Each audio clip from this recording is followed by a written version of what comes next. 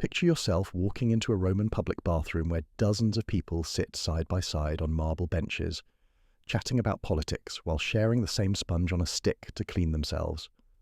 So sit back, grab a cup of tea, and get ready to explore the surprisingly sophisticated yet startlingly communal world of Roman bathroom habits. We'll discover how those famous shared sponges actually worked, marvel at the engineering of flowing water channels beneath ancient toilet seats, understand the social dynamics of doing your business in public, and learn what these intimate details reveal about Roman practicality, hygiene concepts, and the rhythms of daily life 2,000 years ago. The scene is a typical morning in Pompeii, circa 70 CE. Marcus the baker hurries to the public latrine near the Forum, joining a queue of fellow citizens waiting their turn. Inside, 20 men sit on a continuous marble bench, holes carved at regular intervals, their togas hiked up around their waists. The air fills with conversation, business deals discussed, political gossip shared, jokes told, all while nature takes its course. At the entrance, a slave hands Marcus a stick with a sea sponge attached to one end, freshly rinsed in a bucket of vinegar water. This is the tersorium, what we might delicately call ancient Rome's version of toilet paper, and yes, everyone uses the same ones. To modern sensibilities, this scene seems almost incomprehensible. We value privacy in our most intimate moments, we obsess over personal hygiene products, and the thought of sharing toilet implements with strangers fills us with horror. But for Romans, this was simply daily life, as normal as their public baths or communal dining. Understanding Roman latrine culture requires us to set aside contemporary squeamishness and recognize that concepts of privacy, hygiene, and bodily functions vary dramatically across cultures and time periods. The physical design of Roman latrines reveals impressive engineering married to radically different social expectations. Public facilities typically featured long benches made of marble or stone, with keyhole-shaped openings spaced about 2 feet apart. No dividers, no stalls, no privacy whatsoever. Users sat side by side, sometimes facing each other across narrow rooms, conducting business both bodily and commercial simultaneously. Beneath the seats, a channel of constantly flowing water carried waste away, while a shallow channel in front of the bench provided fresh water for cleaning the sponge sticks.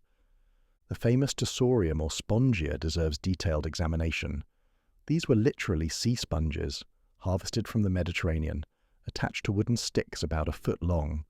The sponge provided a soft, absorbent surface, while the stick kept hands at a hygienic distance from the business end.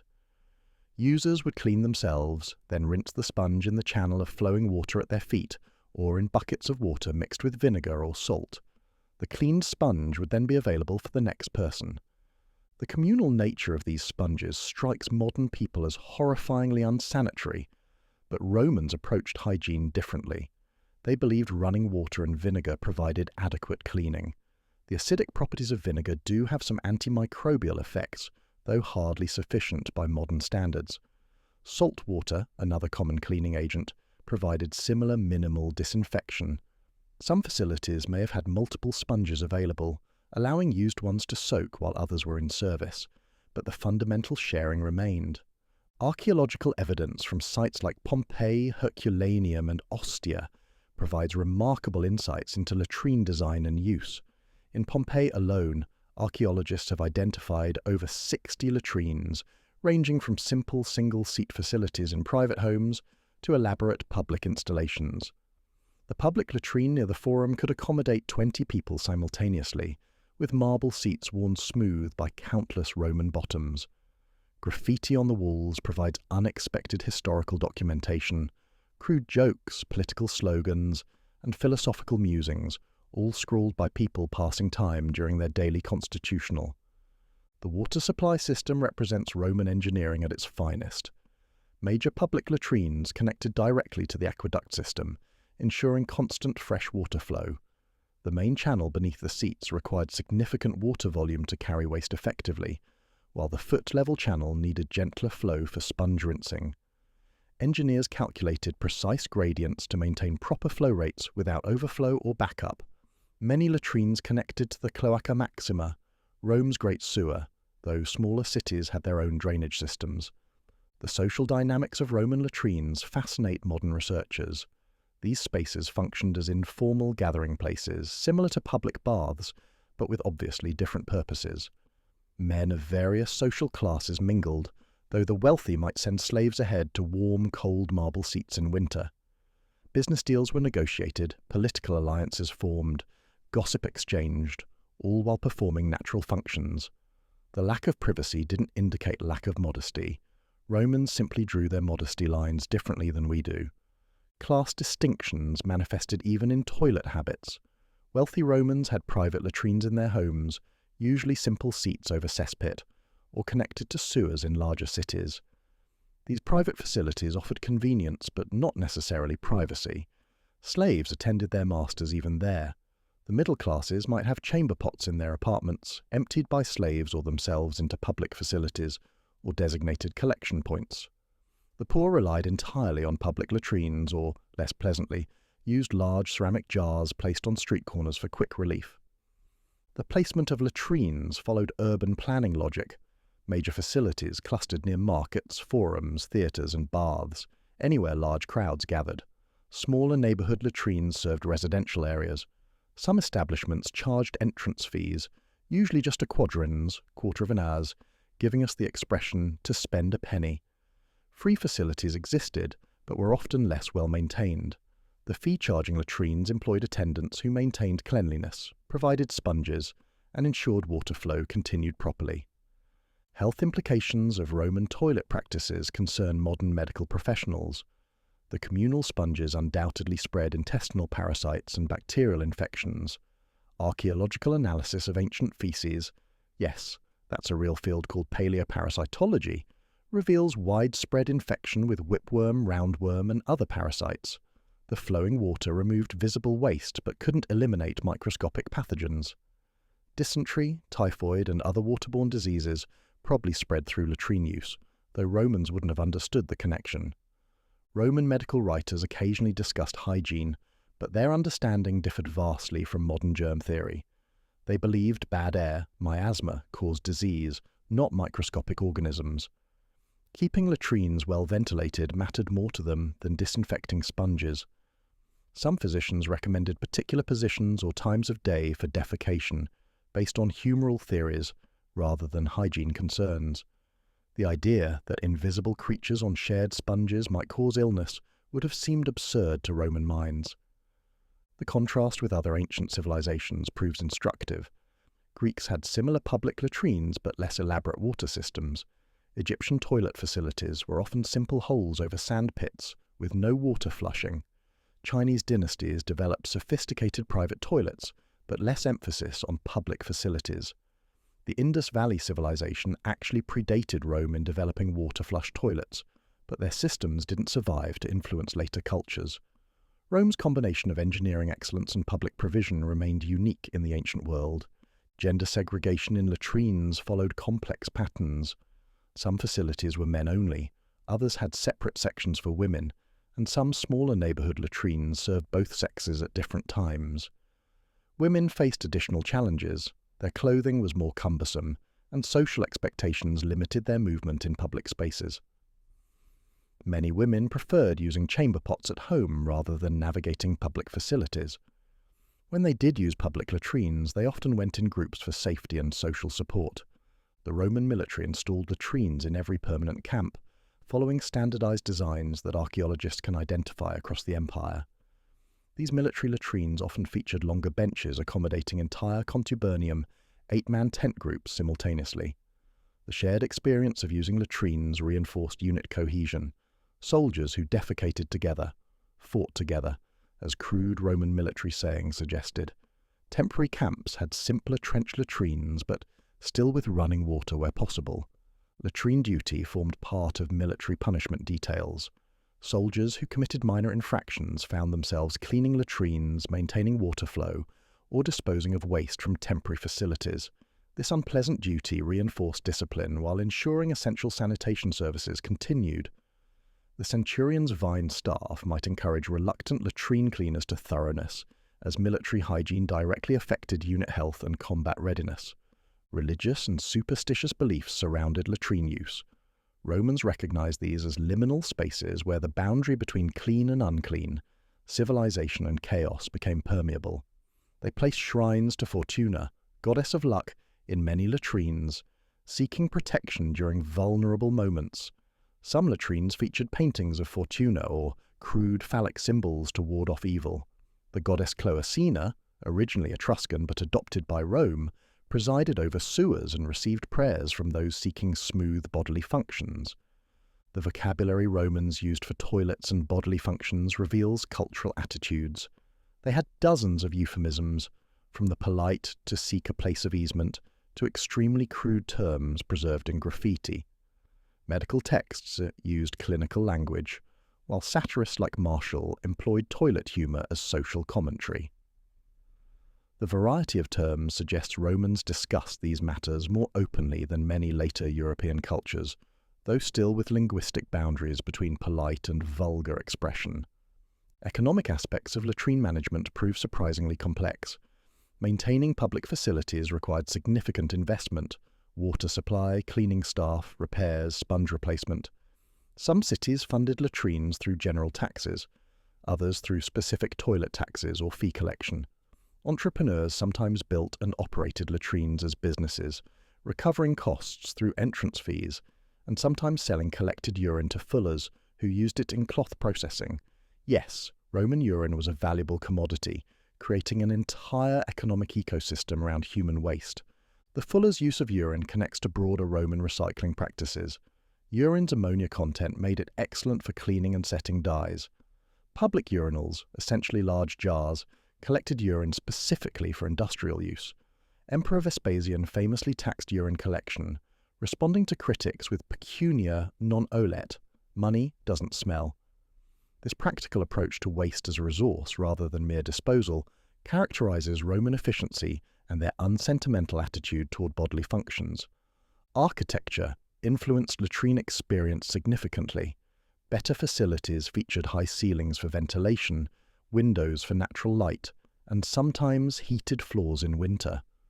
Walls might be decorated with frescoes or simple paintings, creating a more pleasant environment. Some upscale latrines had fountains or water features that provided pleasant sounds while masking less pleasant ones. The physical comfort of facilities varied enormously, from bare stone benches in poor neighbourhoods to marble seats with armrests in wealthy areas. Archaeological finds of actual tersorium handles, though rare, provide material evidence of these implements. Most sponges decomposed long ago, but wooden handles survive in waterlogged conditions. Examples from Herculaneum show smooth, worn wood about the thickness of a modern broomstick, sometimes with carved grooves for better grip. The wear patterns suggest extensive use, confirming literary accounts of shared implements. Finding these mundane objects excites archaeologists as much as discovering golden treasures. They represent daily life, rarely preserved in historical records. Graffiti in latrines offers unfiltered glimpses into Roman thoughts. Beyond crude jokes and insults, we find political commentary, philosophical observations, and personal advertisements. Apollinaris, doctor to the Emperor Titus, had a good shit here, reads one from Rome. Another in Pompeii warns about the poor quality of sponges at a particular facility. These scribblings provide historians with authentic voices from ordinary Romans unmediated by literary conventions or elite perspectives. The evolution of latrine design through the imperial period shows increasing sophistication. Early republican latrines were simple affairs, but by the High Empire, major cities boasted elaborate facilities, rivaling modern public restrooms in scale, if not privacy. Trajan's markets included well-appointed latrines for shoppers. The baths of Caracalla featured latrines that could accommodate dozens simultaneously, integrated into the bathing complex's water systems. This architectural evolution reflects Rome's growing wealth and urbanization. Provincial variations in latrine culture reveal cultural adaptation within the empire. In Britain and Gaul, where Celtic traditions emphasized different privacy concepts, Roman-style latrines were modified with partial dividers. Eastern provinces, influenced by Greek traditions, sometimes maintained older-style facilities, alongside new Roman constructions. Egypt's dry climate necessitated different waste management systems, though major cities like Alexandria adopted Roman water flush technology. This diversity within unity characterizes Roman imperial administration. The decline of Roman sanitation systems parallels the empire's fall. As aqueducts failed and urban populations decreased, elaborate water flush latrines became impossible to maintain. Medieval cities reverted to simpler cesspits and chamber pots, losing the public health benefits of running water sanitation. Not until the 19th century would European cities again achieve the level of public sanitation common in imperial Rome. This regression highlights how technological progress isn't always linear. Byzantine continuations of Roman practices show interesting adaptations. Constantinople's latrines maintained Roman engineering standards, but added privacy features reflecting Christian modesty concerns. Monastery latrines developed sophisticated systems serving communities while allowing individual privacy. Islamic cultures, inheriting Roman territories, adapted sanitation practices to religious purity requirements, maintaining water-based cleaning, but emphasizing personal rather than communal implements. Modern archaeological techniques reveal new details about ancient latrines. Ground-penetrating radar identifies buried sewage systems. Chemical analysis of soil samples indicates waste composition and parasite loads. Experimental archaeology recreates latrine function to understand water flow dynamics. These scientific approaches complement traditional excavation, building comprehensive pictures of Roman sanitation infrastructure and its daily operation. Comparative anthropology helps contextualize Roman practices.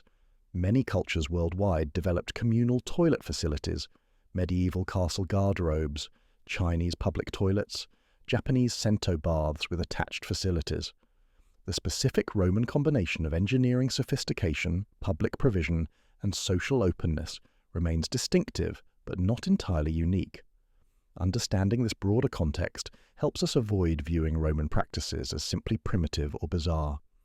The legacy of Roman sanitation engineering influences modern urban planning. When 19th century reformers advocated public sanitation, they explicitly invoked Roman precedents. The principle of moving water to remove waste, so central to Roman latrines, underlies all modern sewage systems. Even the concept of public toilets as civic amenities, rather than mere necessities, echoes Roman urban values. We've added privacy and individual paper products, but the fundamental infrastructure concepts remain Roman. Popular misconceptions about Roman latrines persist in modern culture. The image of Romans casually socializing while defecating gets exaggerated into orgies or dinner parties in latrines, which didn't happen. The shared sponges become symbols of Roman decadence rather than practical solutions given available technology. These misunderstandings say more about modern anxieties than Roman realities. Accurate historical understanding requires moving beyond sensationalism to comprehend different cultural approaches to universal human needs. Environmental impacts of Roman sanitation deserve consideration. Channeling human waste into rivers and seas created localized pollution, though generally diluted adequately in pre-industrial populations. The demand for fresh water to flush latrines contributed to aqueduct construction, altering regional hydrology. Sponge harvesting possibly impacted Mediterranean marine ecosystems, though probably minimally compared to food fishing. Romans showed environmental awareness in some areas, but didn't connect sanitation practices to ecological health as modern science does. Literary references to latrines in Roman authors provide social context beyond physical descriptions. Martial's epigrams mock pretentious behavior in latrines. Juvenal complains about crowded facilities in Rome. Seneca uses latrine metaphors in philosophical discussions. These scattered references, when collected, create rich pictures of daily life, usually omitted from heroic historical narratives. Elite authors mentioning latrines at all indicates their centrality to urban experience. The question of smell inevitably arises when discussing Roman latrines. Despite ventilation and water flow, odours certainly persisted. Romans burned incense in some facilities, grew aromatic plants near others, but their tolerance for urban smells generally exceeded modern standards. Between horse manure, rotting garbage, and industrial processes, latrine odour was just one component of city life's olfactory landscape. Complaints focused more on overcrowding than smell per se. Medical conditions affecting bowel habits received various Roman treatments, some involving specific latrine practices. Physicians prescribed particular positions, timing, and even specific latrines believed healthier than others. Constipation remedies included dietary changes and enemas administered by medical slaves.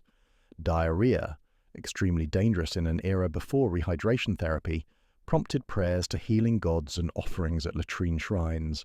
These practices blend practical observation with religious hope, characterizing Roman medicine generally. Children's introduction to public latrines marked a socialization milestone. Young children used pots at home but eventually learned public latrine etiquette. Parents or pedagogues taught proper sponge use, appropriate conversation topics, and social hierarchies expressed through seating choices. This childhood education in communal bodily functions contributed to broader Roman civic identity. Learning to share intimate spaces with fellow citizens prepared children for other aspects of public life. Slaves' experiences in latrines reflected their complex social position. They attended masters in private facilities, maintained public latrines, and used facilities themselves during permitted times. Some large households had separate slave latrines, usually simpler than family facilities. Public latrines sometimes had sections for slaves, or they used facilities during off-peak hours. This segregation within shared spaces exemplifies Roman slavery's contradictions, intimately integrated into daily life, yet fundamentally separated by status. Nighttime toilet needs posed particular challenges. Public latrines closed after dark in many cities, forcing reliance on chamber pots. Streets received the contents of these pots thrown from windows despite laws prohibiting the practice. The expression, "watch out for the water," warned pedestrians of incoming waste. Wealthy households had slaves empty pots into sewers, but most people simply flung contents into streets. Morning street cleaning crews faced unenviable tasks removing accumulated night soil. Legal regulations governed latrine use and maintenance. Building codes specified minimum distances between latrines and wells, or food preparation areas. Laws prohibited blocking public latrine access or monopolizing facilities. Penalties for vandalizing latrines or stealing sponges could be severe. These facilities represented significant public investment. Court cases over latrine-related disputes provide amusing reading, while illustrating how seriously Romans took sanitation infrastructure. Seasonal variations affected latrine experience significantly. Summer heat made poorly ventilated facilities extremely unpleasant. Winter cold made marble seats torture without slave pre-warming or personal cushions. Rainy seasons could overwhelm drainage systems, causing backups. Drought might reduce water flow, compromising cleaning. Roman latrine users developed strategies for each season, rushing through summer visits, bringing seat covers in winter, avoiding facilities during known problem periods. The intersection of food culture and latrine necessity appears in Roman scheduling. Major meals triggered predictable bathroom needs, creating rush periods at public facilities. Taverns and food stalls located near latrines for customer convenience. Some establishments advertised both food quality and nearby latrine availability. The Roman diet, heavy in grains and legumes, produced predictable digestive patterns that influenced daily scheduling of activities around latrine access. Philosophical discussions occasionally used latrine metaphors to explore human nature. Stoics emphasized accepting bodily needs without shame while maintaining dignity. Cynics provocatively performed all functions publicly, challenging social conventions. Epicureans sought moderate pleasure even in necessary activities. These philosophical approaches to basic human needs illustrate how Romans integrated every aspect of life into their intellectual frameworks. Tourist accounts from antiquity mention Roman latrines with mixtures of admiration and disgust. Greek visitors praised engineering while mocking social openness. Jewish texts express horror at communal impurity. Germanic tribesmen found urban latrines bizarre compared to forest privacy. These outsider perspectives help us understand what was distinctively Roman about these practices versus universal human adaptations to urban density. Art depicting latrines, though rare for obvious reasons, exists in various forms. Pompeian wall paintings show Fortuna in latrine settings. Small bronzes depict comic latrine scenes. Carved reliefs on some facilities showed proper usage instructions through images. This artistic evidence, combined with graffiti, creates visual records supplementing literary descriptions. The willingness to depict toilet activities in art, even humorously, indicates less squeamishness than many later cultures exhibited. The economics of sponge supply reveals unexpected complexity. Sea sponges came primarily from eastern Mediterranean waters, harvested by specialized divers. Different grades served different purposes: finest for bathing, medium for latrines, coarsest for industrial use. Sponge merchants operated throughout the empire, with wholesale markets in major ports. This entire industry existed partly to supply Roman bottoms, demonstrating how basic needs create economic networks. Regional variations in cleaning materials when sponges weren't available show Roman adaptability. In sponge-poor areas, bundles of soft plants served similar purposes. Moss, hay, or even smooth pottery shards called pessoi provided alternatives. Coastal areas might use shells or smooth stones. The universal tersorium of popular imagination actually represented ideal urban practice rather than empire-wide reality. This variation reminds us that Roman practices differed significantly across the vast empire. Medical understanding of disease transmission through latrines remained limited but not non-existent. Some physicians recognized that certain illnesses clustered around specific facilities or seasons. They attributed this to bad air or corrupted water rather than germ transmission, but practical recommendations, avoiding crowded latrines during disease outbreaks, provided some protection. Roman empirical observation, even without correct theoretical frameworks, sometimes led to beneficial practices. The transformation of human waste into agricultural fertilizer completed Roman recycling systems. While liquid waste went to fullers, solid waste from cesspits and suburban latrines was collected for fields. Specialized workers called stercorari managed this unpleasant but essential trade. Roman agriculture depended partly on urban waste returns, creating circular economies millennia before modern sustainability concepts. This practical approach to waste as a resource characterizes Roman efficiency. Disability accommodations in latrines, while limited by modern standards, existed in some facilities. Wider spaces between some seats possibly accommodated mobility issues. Handrails appear in some archaeological remains. Elderly or infirm citizens might receive assistance from slaves or public attendants. These adaptations, though inconsistent, suggest some awareness of diverse user needs within public facilities. The psychological aspects of communal defecation interest modern researchers. How did Romans overcome what seems like natural embarrassment? Childhood socialization clearly played a role, but cultural concepts of bodily shame differed fundamentally from modern Western norms. Romans compartmentalized activities differently. Defecation was private in the sense of not discussing details, but public in physical performance. This cognitive framework allowed comfortable use of communal facilities. Technological innovations in latrine design continued throughout the imperial period. Some facilities experimented with heated seats using hypocaust systems. Others developed better ventilation through clever architectural designs. Water pressure systems improved to provide stronger flushing action. These incremental improvements show Roman engineering as dynamic rather than static, constantly refining successful basic designs. The role of latrine attendants deserves recognition. These workers, usually slaves or freedmen, maintained crucial urban infrastructure. They cleaned facilities, maintained water flow, provided sponges, collected fees, and prevented vandalism. Some developed reputations for running particularly clean facilities. Others were known for gossip collection and distribution. These humble workers kept Roman cities functioning, but rarely appear in historical narratives focused on emperors and generals. Comparisons with modern public restroom design reveal surprising parallels.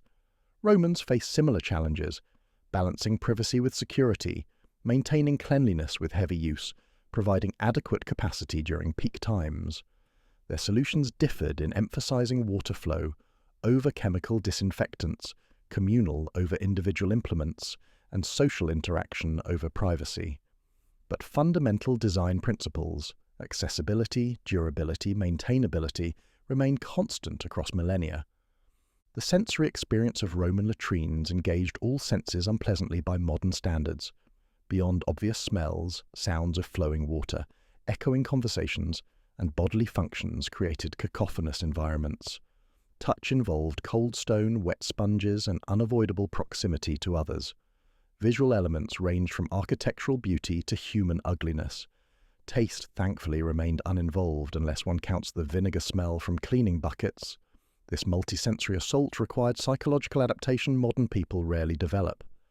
Emergency situations in latrines occasionally required rapid responses. Sudden illness, falls through broken seats, or violent confrontations demanded intervention. Some facilities had emergency protocols, summoning medical help, maintaining order, evacuating if necessary. Stories of births, deaths, and dramatic confrontations in latrines pepper Roman literature. These crisis moments reveal latrines as fully integrated public spaces where any human drama might unfold. The question of latrine capacity and urban planning deserves examination. How did Romans calculate needed facilities for population density? Evidence suggests rough ratios of seats to population, with adjustments for commercial areas versus residential neighborhoods. Market days and festivals strained capacity, leading to temporary facilities or extended hours. This planning process, though less sophisticated than modern modelling, shows systematic thinking about public infrastructure needs. Cultural transmission of latrine practices through the Roman military influenced conquered territories profoundly. Soldiers built Roman-style latrines wherever stationed, introducing local populations to water flush technology. Some indigenous peoples adopted these practices enthusiastically, others resisted. The latrine became a literal site of cultural imperialism, where Roman ways of managing bodily functions supplanted local traditions.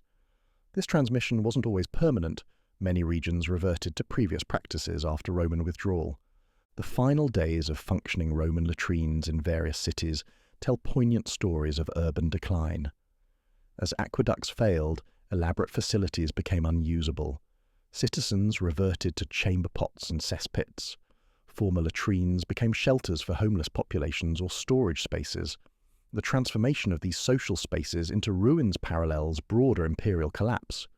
Archaeological layers showing latrine abandonment and repurposing provide material evidence for historical transitions often described in purely political terms.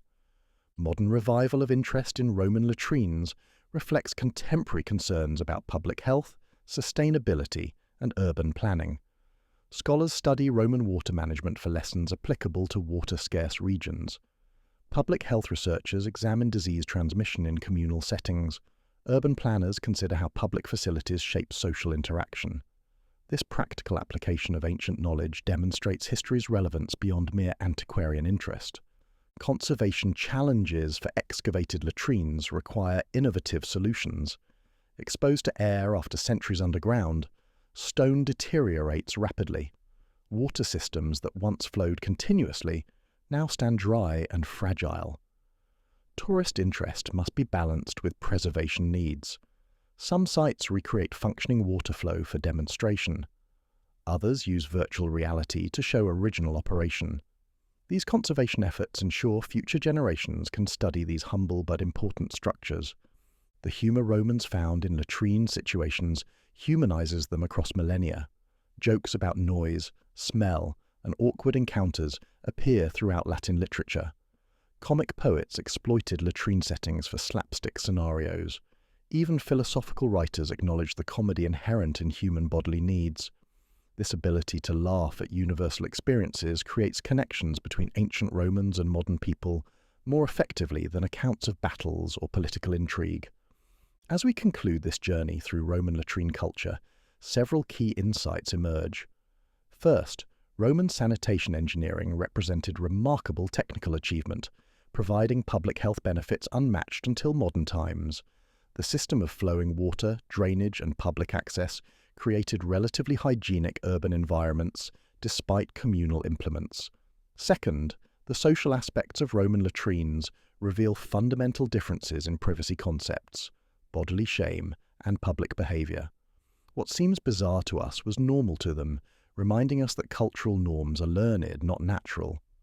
Third, the economic and administrative systems supporting latrines demonstrate Roman organisational capacity.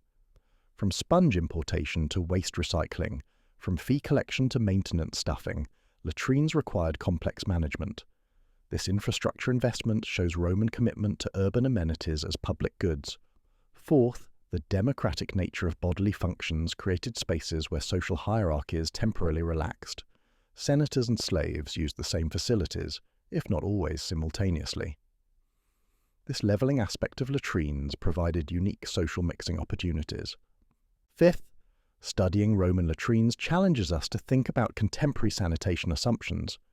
We take private hygienic facilities for granted, forgetting that most humans throughout history lacked such amenities. Romans solved sanitation challenges with available technology and cultural frameworks different from, but not necessarily inferior to ours. Their solutions worked for their society, as ours work for us. The legacy of Roman sanitation extends beyond engineering to ideas about public responsibility for citizen welfare. Romans believed cities should provide certain basic amenities: water, baths, latrines, as marks of civilization. This concept influenced later European urban development and continues shaping expectations about municipal services. Every modern public restroom descends conceptually from Roman precedents. Finally, Roman latrines remind us that history includes everyone's daily experiences, not just elite activities. While emperors proclaimed and generals conquered, ordinary Romans dealt with ordinary needs. Understanding how they managed these universal human requirements brings us closer to authentic historical empathy. The merchant hurrying to the forum latrine, the slave maintaining water flow, the child learning sponge etiquette. These people living everyday lives constitute history as much as famous names in textbooks. The shared sponge on a stick, symbol of Roman latrine culture, represents both practical problem-solving and cultural difference. Romans created functional solutions within their technological limits and social frameworks. That their solutions seem strange to us reflects our cultural conditioning, not their failure. They might find our individual paper products wastefully inefficient and our privacy obsessions neurotic. Cross-cultural understanding requires suspending judgment to comprehend different approaches to common human needs. As you finish contemplating Roman bottoms on marble seats, sharing sponges while discussing daily affairs, consider how future centuries might view our bathroom habits. Will they marvel at our wasteful use of paper, laugh at our prudish privacy, wonder at our chemical treatments? Historical perspective reminds us that our normal is just one possibility among many. The Romans found dignity, efficiency, and even sociability in managing universal bodily needs. Their latrines, engineering marvels hosting human comedy and tragedy, deserve appreciation as windows into vanished ways of life. Whether we admire Roman openness or prefer modern privacy, their sanitation achievements demand respect. They created public health infrastructure supporting dense urban populations using only gravity-fed water and human labour. They normalized bodily functions rather than hiding them shamefully. They found community in shared necessity. These accomplishments, achieved 2 millennia ago, remind us that progress comes in many forms. Sometimes advancing civilization means building better sewers and ensuring everyone has access to a sponge on a stick, vinegar bucket nearby, water flowing steadily beneath, carrying away what bodies must release to continue living.